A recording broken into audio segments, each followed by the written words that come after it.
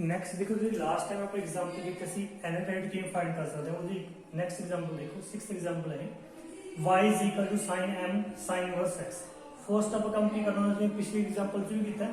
first rate find कर लो y1 का कितना जो sin the cos m sin inverse x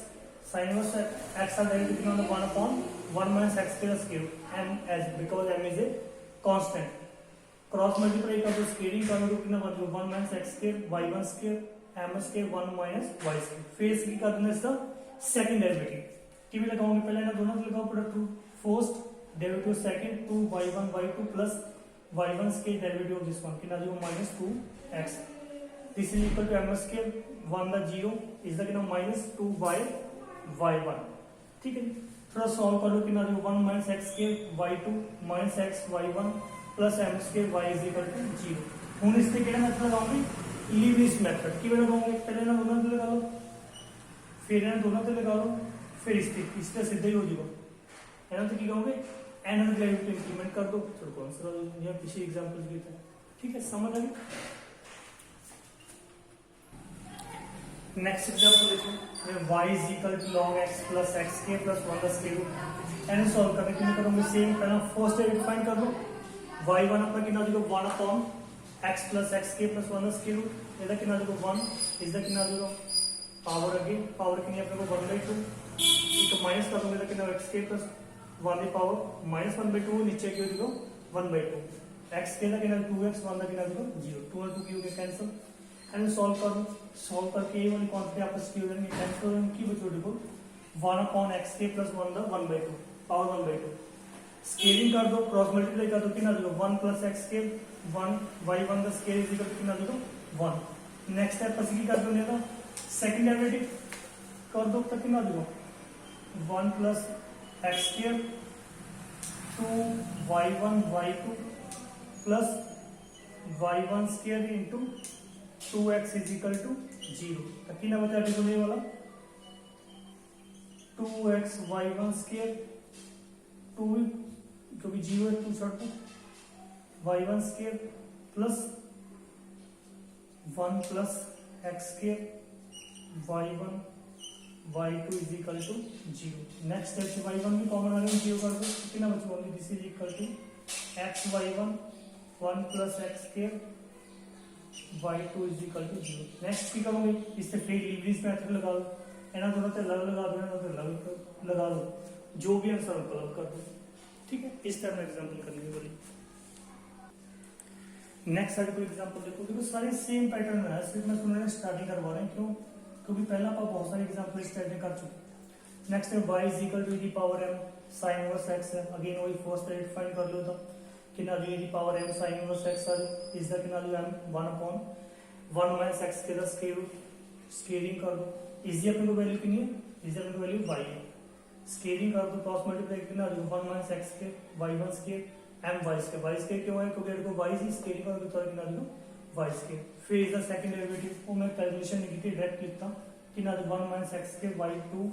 minus x y1 minus m square y is equal to 0 इस तो बाद की करूंगा इससे लीवरेज मेथड लगाते हो लगे थे अलग लगा बाकी सेम है सारा ये पहला पढ़ते हैं नेक्स्ट एग्जांपल देखो ये इंपॉर्टेंट एग्जांपल थोड़ी डिफरेंट है जिन साइड को y is the power 1 by m plus y the power minus 1 by m is this is equal to 2m इसमें अपन लिख सकते 1 upon y the power 1 by m लिख सकते हैं ना क्रॉस मल्टीप्लाई कर दो सॉल्व कर दो कितना बन जाएगा y the power 2 by m minus 2x y the power 1 by m plus 1 is equal to 0 इसमें मैं लिख सकता y the power 1 by m plus square minus 2x y the power 1 by m the power 1 plus 1 is equal therefore this is a quadratic equation in y the power 1 by m इस जगह root के find कर दो इनसे b plus minus b square minus 4ac minus b upon 2a यही find करके ये formula में इंप्लीमेंट करता हूँ ठीक है जी ये फार्मूला से इंप्लीमेंट करके कितना लिखो 2x प्लस माइनस 4x के minus 4 the square root upon 2 अच्छा 4 द स्क्वायर रूट का 2 कॉमन अगर की बचा देखो x प्लस माइनस x के माइनस 1 द स्क्वायर रूट ए दी पावर 1 by m तो उधर की हो जाएगी m हो जाएगी ठीक है उस तो बाद इसे प्लस माइनस सॉल्व करना सी की करांगे सिंगल सिंगल सॉल्व कर लांगे किस वे ना करांगे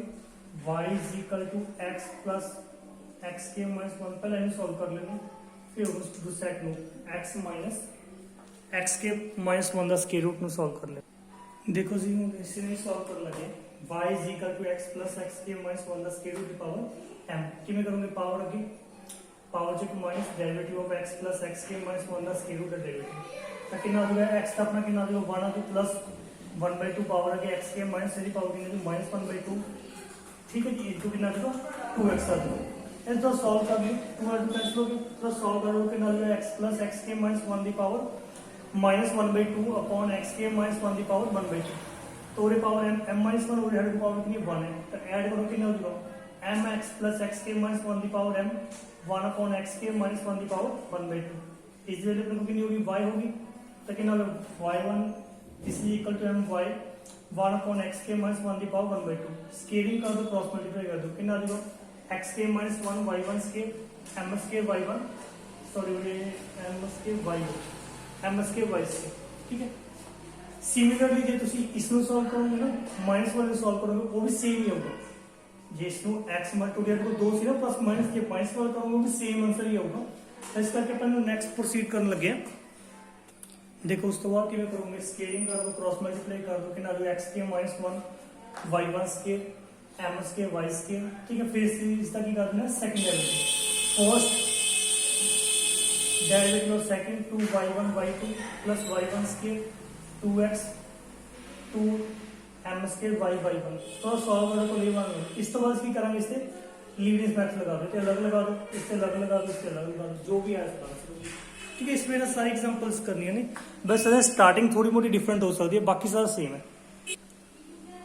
नेक्स्ट एग्जांपल देखो ये भी थोड़ी डिफरेंट है स्टार्टिंग थोड़ा प्रूफ भी थोड़ा डिफरेंट है देखो साइड को in गिवन है this is equal to n derivative of x की पावर n log x ਅਸੀਂ ਇਹ ਪ੍ਰੂਫ ਕਰਨਾ in this is equal to in - 1 plus n - 1 factorial ਕਿਵੇਂ ਸ਼ੋ ਕਰੋਗੇ ਦੇਖੋ in - 1 ऑफिसर ਇੱਕ ਪਾਵਰ ਡਿਕਰੀਜ਼ ਕਰ ਦੋ ਉਹਦੇ ਕਿੰਨਾ ਆਜੂਗਾ d ਦੀ ਪਾਵਰ n - 1 ਹੈ dx ਦੀ ਪਾਵਰ n - 1 ਉਹਦੇ ਕਿੰਨਾ d बाय dx ਇਹਦਾ ਪਰ ਫਸਟ ਡੈਰੀਵੇਟਿਵ ਕਰ ਦੀ तो करोगे कितना होगा x की पावर n log x का कितना 1/x प्लस log x इसका करोगे पावर के पावर के माइनस तो सॉल्व कर लो कितना होगा x की पावर n - 1 n x की power n - 1 up into log x इस तो मतलब कि मतलब इसका पर n n डेरिवेटिव कर लिए इसका भी पता कर लिए nth डेरिवेटिव ਅਸੀਂ ਕੀ ਕਰ ਲਈ इसका फाइंड ठीक है जी इस तो बाद ਅਸੀਂ ਕੀ ਕਰਾਂਗੇ is the n डिफाइन कर लो is the n से कितना आ जाएगा n - 1 फैक्टोरियल क्यों जे मान लो इसको सेकंड डेरिवेटिव है d अपॉन dx के x की सेकंड डेरिवेटिव डिफाइन करो कितना होगा 2 फैक्टोरियल ये 3 हो गई d3 अपॉन d3 पूरे x की हो गई सेम होता कितना होगा 3 फैक्टोरियल इसी में ना देखो कितना n - 1 हो रही है n - 1 कितना होगा n - 1 factorial plus n side को बाहर आ जाएगा कोई कांस्टेंट टर्म ये देखो जी पर स्टार्टिंग से अपने को inc उसकी जगह ऐसे पुट करता आई जगह ऐसे की पुट कर सकते n माइनस आई जगह पुट करते n माइनस साइड को ये बनाओगे तो ये ऐसे प्रूफ करना चाहिए i n this is equal to n minus 1 factorial plus n i n minus 1 और नेक्स्ट ਅਸੀਂ जो सॉल्व करना है जो बुक से गिवन है कि ऐसे प्रूफ करना है उसको ਅਸੀਂ किस वे ना कर सकते हैं ਅਸੀਂ तो i n की वैल्यू फाइंड कर सकते हैं मान लो सिस्टम नंबर 1 मिल रहा है ये पुट करोगे इथे n जगह पुट कर दो n माइनस 1 और कितना जो i n minus 1 n minus 2 n minus 1 i n minus 2 again उन्हें सब्स्टिट्यूट कर दो ये वैल्यू पुट कर दो तो कितना देगा